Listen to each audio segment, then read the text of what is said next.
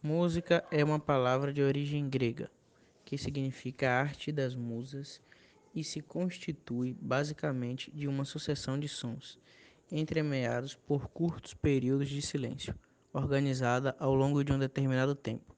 Assim, é uma combinação de elementos sonoros que são percebidos pela audição.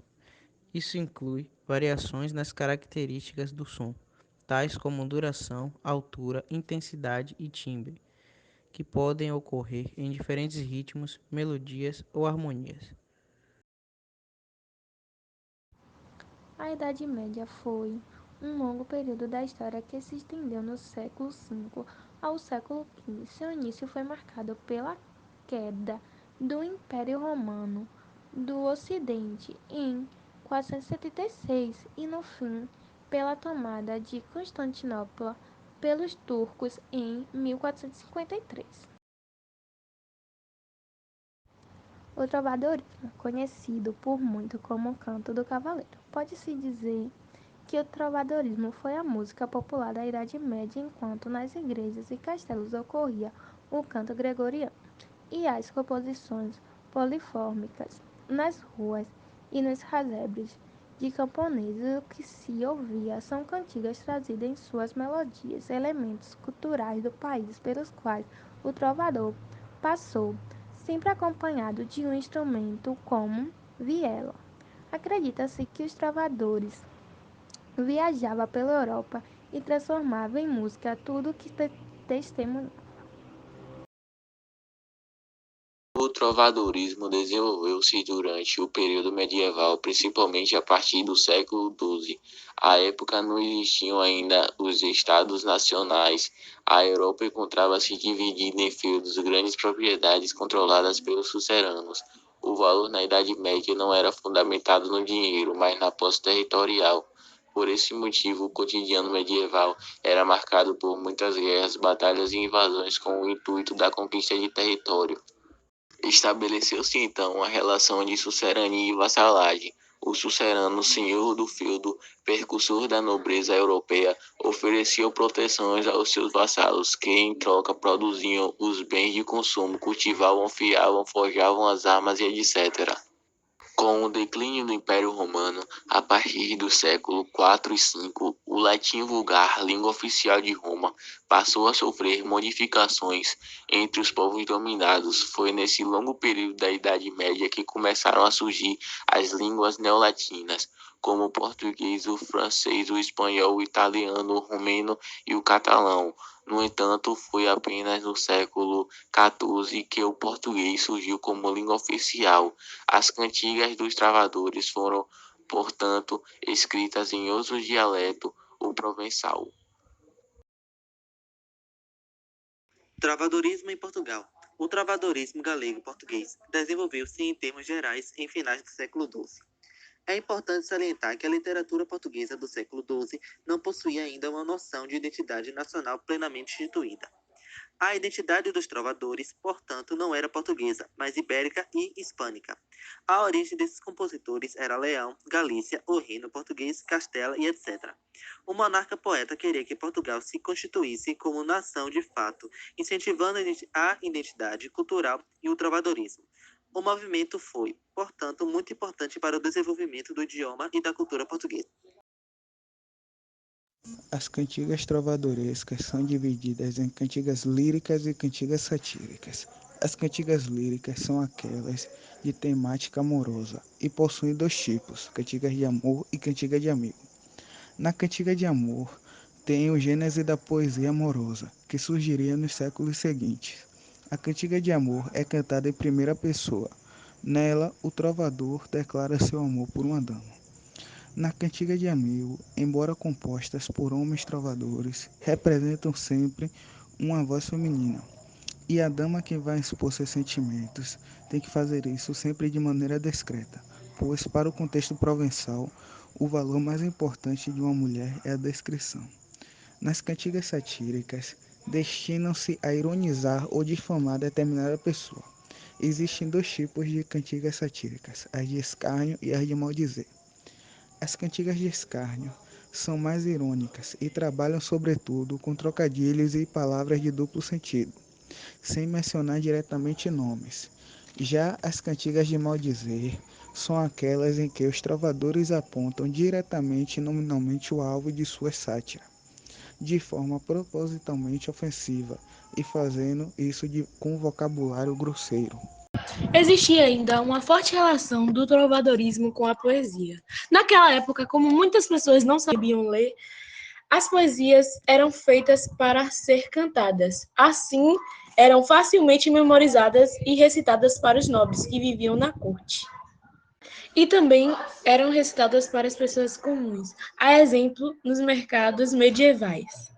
A canção da Ribeirinha é considerada ainda a composição poética mais antiga da língua portuguesa, escrita por Paio Soares.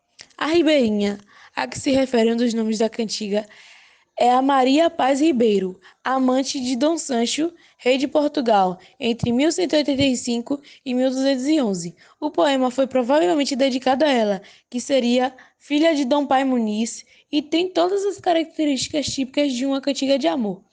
Há, no entanto, alguns fatos do texto que merecem ser pensados. O trovador identifica sua dama, o fato que fere o código do amor cortês. Além disso, o texto fala sobre um momento em que a dama foi vista na sua intimidade, para em seguida o autor expor uma reclamação, que, mesmo sendo uma mulher de condição elevada, não foi capaz de dar ao seu poeta um presentinho. Das retratações que eram feitas, a maior parte das temáticas estavam sempre ligadas ao sofrimento por amor, à veneração do ser amado, à exaltação da amizade, ambiguidade em algumas palavras, ao deboche e também à crítica política e social da época. São inúmeros os autores do trovadorismo, cujas obras foram resgatadas por pesquisadores em todo o mundo. Portanto, vamos citar apenas alguns nomes mais conhecidos. Dom Afonso X, Dom Diniz, Fernão Rodrigues de Calheiros, Guilhem de Peitiel, João Garcia de Guilhade, Martim Codax, Nuno Fernandes de Torneol, Paio Gomes Charinho, Paio Soares Tavoiróis, Pero Gonçalves de Porto Carreiro. Na cantiga de amor de Dom Diniz, o trovador espera que a dama tenha a cortesia de sentir compaixão por ele. Sofrendo, diz que foi infeliz o dia que a conheceu, e mais infeliz ainda o amor que sentiu por ela. Tão difícil que não pode mais sofrer da cuita, pois que há muito tempo é sofredor. Sabe Deus que ele nunca mereceu esse sofrimento. Sabe Deus que ele sempre ofereceu à dama o seu melhor, e diz que ela é que quer vê-lo padecer. Coitado do pecador. Já essa cantiga é de autoria duvidosa. Não sabe se ao certo se seria de Dom Sancho I ou de Afonso X. E ela fala sobre uma donzela que também sofre as penosas dores do amor, da distância entre ela e seu amado, o oficial da guarda, que há muito tempo não vê. Percebemos, entretanto, que o discurso amoroso é mais sutil, não é dirigido diretamente ao rapaz. Trata-se de um lamento de saudade. Podemos observar ainda uma cantiga de João Garcia de Guilhade. Nessa cantiga, que era uma cantiga de escárnio, o trovador responde a uma dona que se teria queixado de nunca ter recebido dela nenhuma trova. Irônico, ele diz que fará então uma cantiga para louvá-la, chamando Dona Feia, velha e louca.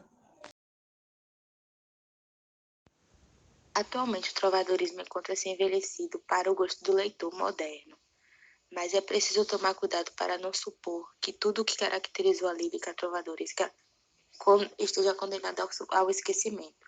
Características dessas produções podem ser encontradas em obras contemporâneas, as quais estão no gosto do público e com um pouco de informação é possível despertar o gosto e a curiosidade pelas origens das poesias e letras de músicas que tanto evocam sentimentos e emoções em nossos leitores e ouvintes contemporâneos.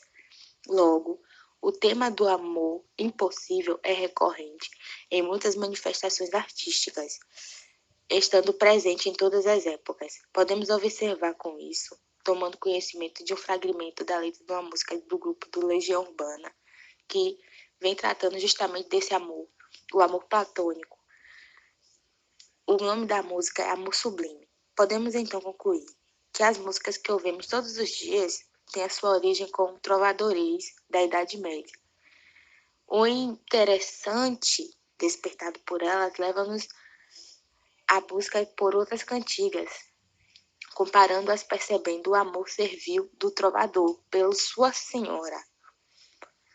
A barreira do idioma arcaico vem sendo vencida através da comparação de palavras semelhantes, tanto no galego e português, como na língua portuguesa falada no Brasil, gerando assim a satisfação da descoberta da capacidade de fazer interferências.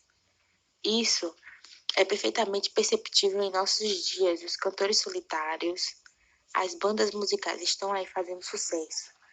Os artistas vendo suas composições, as emissoras de rádio tocando que falam de amor e saudade todos os dias. As pessoas continuam sofrendo por amor, morrendo de amor, escrevendo poesia, deixando fluir os sentimentos. As letras de músicas contemporâneas dialogam ininterruptamente com as cantigas medievais. Há um constante ir e vir de temas, de ritmos, de gêneros musicais.